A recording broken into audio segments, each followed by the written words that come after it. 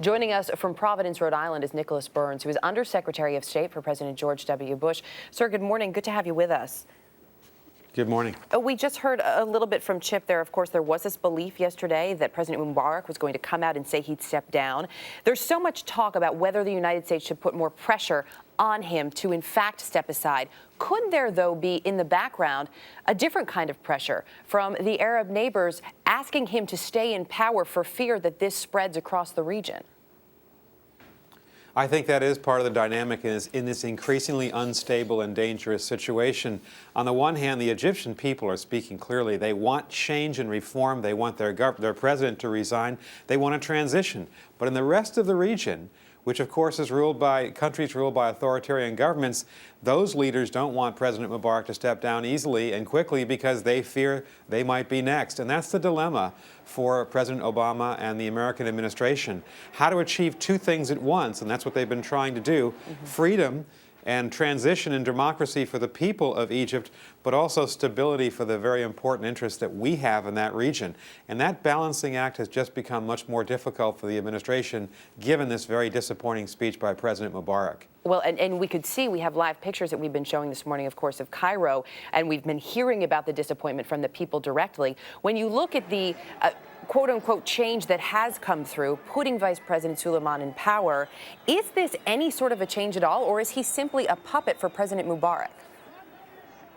Well, I think it's increasingly clear that this is a false transition. It's a transition where it's a game of musical chairs where they put people in different positions, but the same people who've been ruling Egypt for 30 years. And I don't think that handing off some powers by President Mubarak to Vice President Suleiman is going to placate the demonstrators and protesters all throughout Egypt. Today could be the largest demonstrations in the history of the country.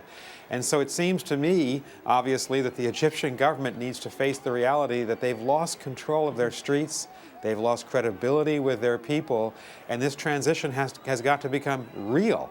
And for the first time in decades, the people of Egypt have stood up en masse and said, we want a better life, a different government, and more freedom. If the Egyptian government can't respond to that, then I fear this situation will become increasingly unstable and increasingly dangerous.